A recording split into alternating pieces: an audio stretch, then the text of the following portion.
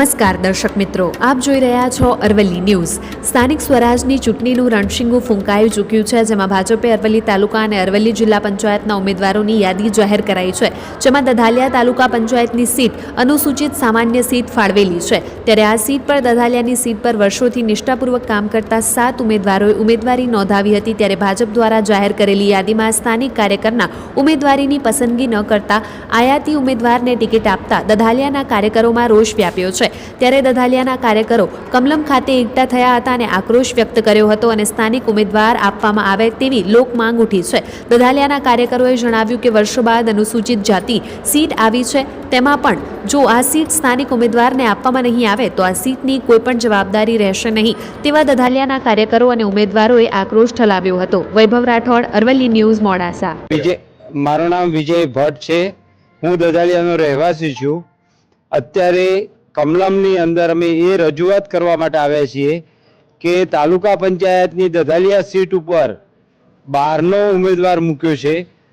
એ જગ્યાએ દધાલિયાના 5 થી 6 ઉમેદવારોએ તાલુકા પંચાયતની સીટ લડવા માટે માગણી કરવી હતી, પણ વરિષ્ઠ લેવલથી દધાલિયાના જે 5 થી 6 ઉમેદવારોએ સીટની માગણી કરી હતી એને અવગણીને બહારના ઉમેદવારને અહીંયા થોપી દેવામાં આવ્યો છે।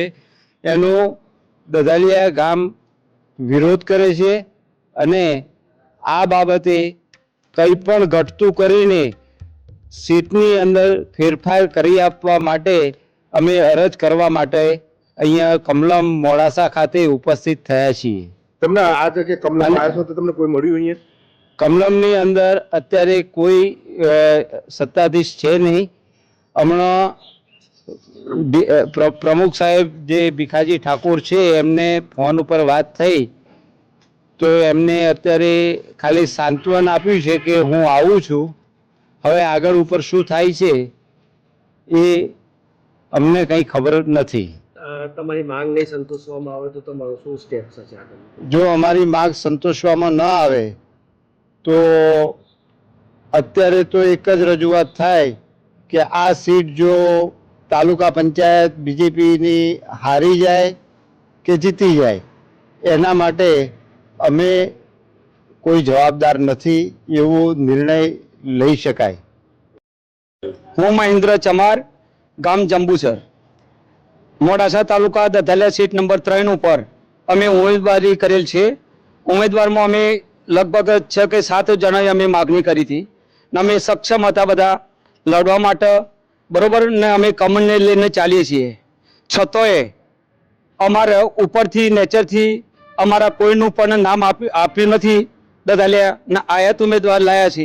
હવે અમારા આજુબાજુના 9 ગામમાં અને 7 બૂથ ઉપર નારાજગી છે ફૂલ કે ભાઈ નીચે સ્થાનિક જ ઉમેદવાર જોઈએ ને। તો કમલમમાં તો જગદીશભાઈ પ્રમુખ સાહેબ આપણે 73 પણ એવી જાહેરાત કરી છે કે જે વોર્ડમાં જેને પણ વોટ પડતો હોય ને જેનો વોટ હોય એને જ ટિકિટ આપી, છતાંય કઈ રીતે શું થયું છે એની અમને ખબર નથી। પણ અમારી એટલી બધી લાગણી દુભાઈ છે તો અમારે લાગણીનો માન રાખી ને જો ટિકિટનો ફેરફાર કરે ને અમારે એવું નથી 7-8 જે અમે કેન્ડિડેટ સ્થાનિક છીએ એમાંથી ગમે તે એક ઉમેદવાર જાહેર કરો અમે બતાવી લેશું।